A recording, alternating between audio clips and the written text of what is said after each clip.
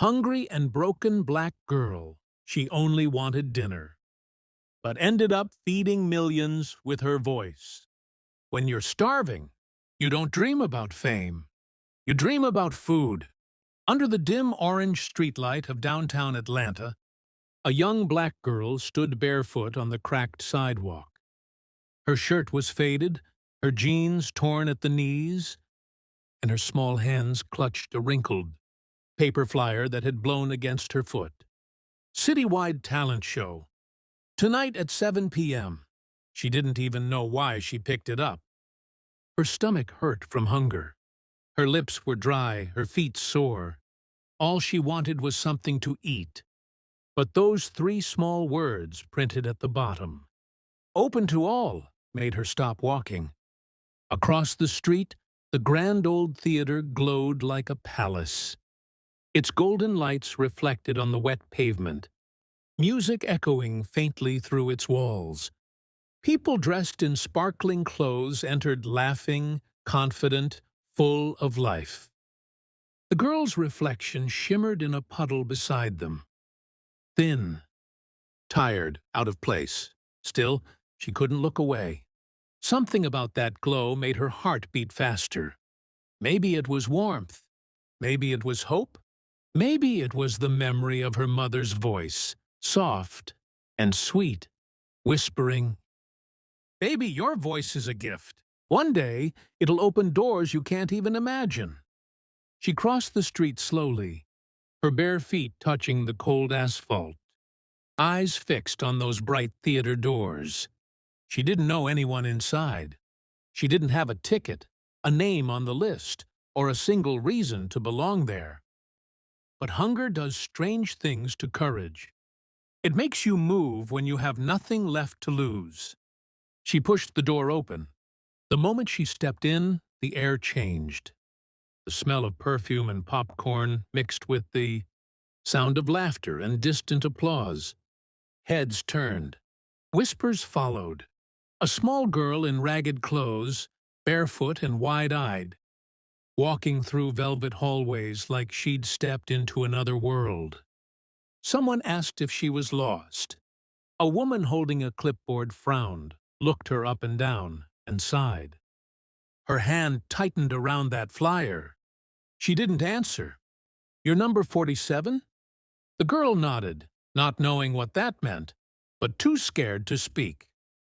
The woman shrugged and pointed toward the stage. "You're up next." And just like that, she was standing in front of hundreds. The lights hit her face so bright it felt like daylight. The audience rustled, whispering. A few chuckled quietly. The judges sat in a row, elegant and expressionless. One of them, a woman with sharp eyes and a navy blue blazer, rested her chin on her hand, unimpressed. The microphone stood tall in front of the girl like something sacred. Her throat tightened. Her mind went blank. For a long second she couldn't move. The crowd began to murmur again, soft laughter rising. And then, in that sea of noise, she remembered her mother. That soft hum at night. That song that made empty rooms feel alive. She closed her eyes and heard it again. Not with her ears, but with her heart. Her lips parted. The first note came out shaky, fragile. A few people smiled awkwardly. But the next sound, pure, trembling, deep, carried something no one expected. It wasn't just singing. It was truth, pain, hunger, love. Every syllable wrapped in the voice of a child who had seen too much of the world and still believed in light. The theater went silent. The laughter stopped. The air grew still. Her song rose and fell like a heartbeat. You could almost see her, memories floating in her voice. The dark, nights on cold benches, the empty stomach. The lullaby her mother sang before she disappeared. Her words were not perfect, but her emotion was. It filled every inch of the room. The judges stared. The woman in the blazer lowered her pen slowly, her expression shifting from boredom to disbelief. Her eyes softened. Her lips parted as if recognizing something. Or someone. The girl didn't see. She was lost in her song, tears slipping down her cheeks as her small hands trembled. When the final note faded into silence, she whispered into the microphone, barely audible, "Mama." This was our song. The words echoed through the hall like a prayer. No one moved. Not the audience, not the judges. Then suddenly, the woman in the blazer stood up. She didn't speak, didn't clap. She just stared at the girl, frozen in place before turning away. Without saying a word, she walked off the stage and disappeared behind the curtains. The audience gasped. Cameras clicked. The little girl stood there, eyes wide, heart pounding. She didn't understand what just happened. Was she bad? Did she make them angry? Her gaze darted from face to face, searching for some clue, some reaction. But all she saw were silent, tearful eyes. The applause never came. The light stayed bright, burning into her skin. And in that moment, she thought maybe she had made a mistake by coming here at all. But what she didn't know was that the woman who had just left, the stage wasn't leaving in anger. She was leaving because she had recognized the song, because she had heard it before, from another voice, long ago. The girl came there hungry, hoping for a meal. Instead, she had just fed every soul in that theater with something far greater. The theater had fallen silent, but the silence wasn't empty. It was heavy, like something sacred had just been whispered into the room. The little girl stood frozen under the lights, her eyes scanning the sea of faces that refused to move or speak. The judge had walked away, her heels echoing softly against the polished floor, leaving behind confusion, awe, and a trembling child who thought she had done something wrong. For a moment, no one breathed. Then the host awkwardly stepped forward, trying to regain control of the show. "That was contestant number 47, he stammered. But his voice cracked mid-sentence. He cleared his throat, but even he couldn't hide the emotion in his eyes. The little girl just looked down at her bare feet. Her heart was racing so fast it hurt. Backstage, the woman who had left, the judge with the navy blue blazer, was pacing in the corridor, one hand over her mouth. She looked pale, shaken. Her assistant followed her nervously. "Are you okay, Miss Carter?" But she didn't answer.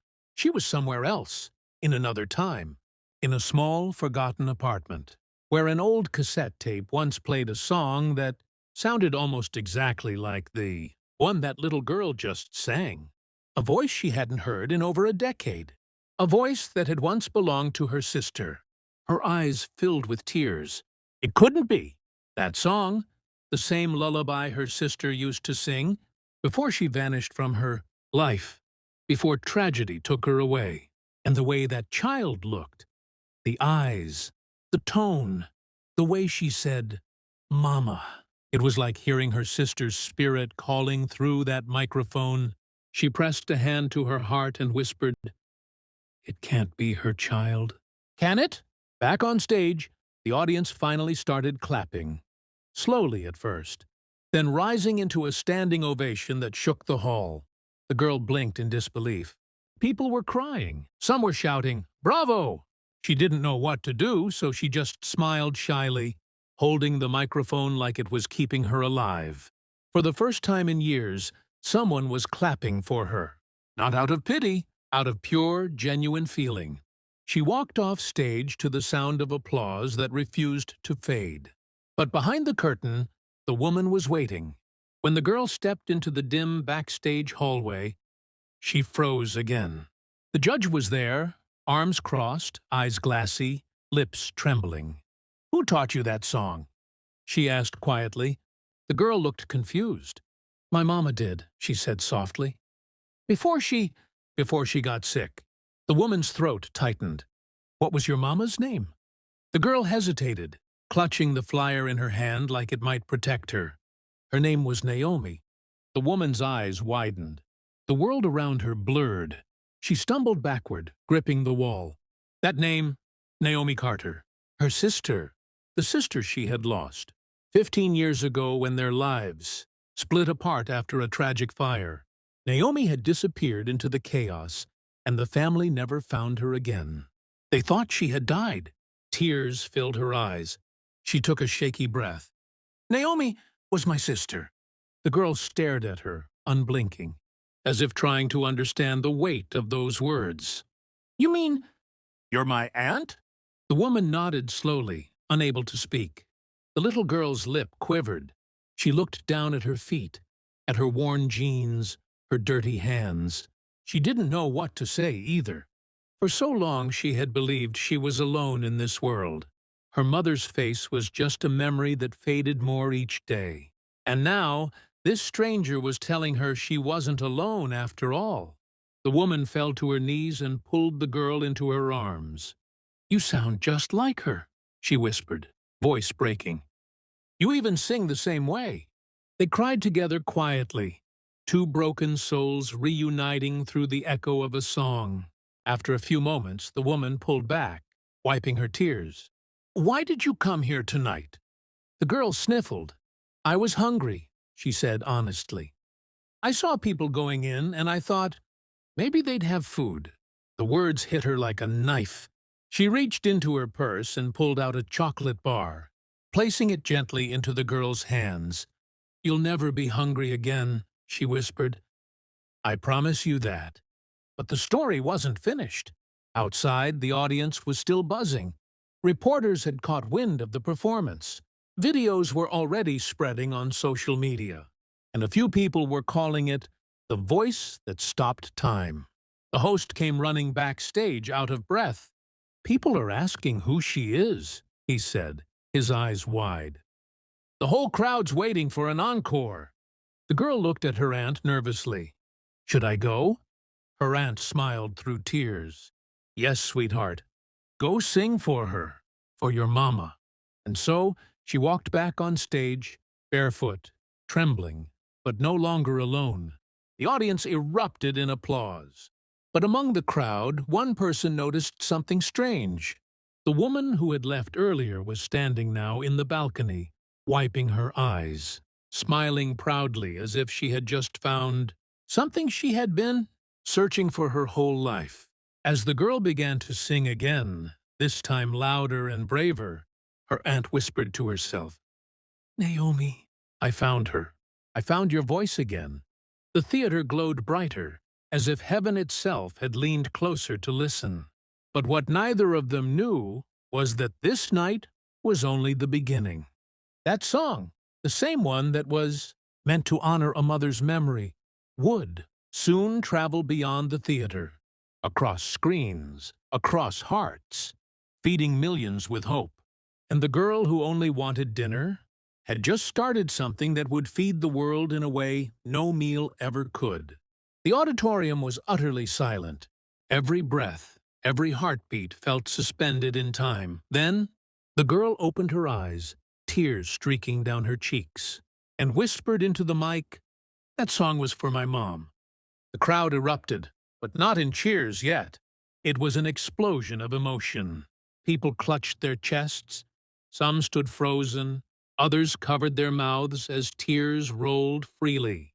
Even the cameramen, trained to capture everything without flinching, were trembling.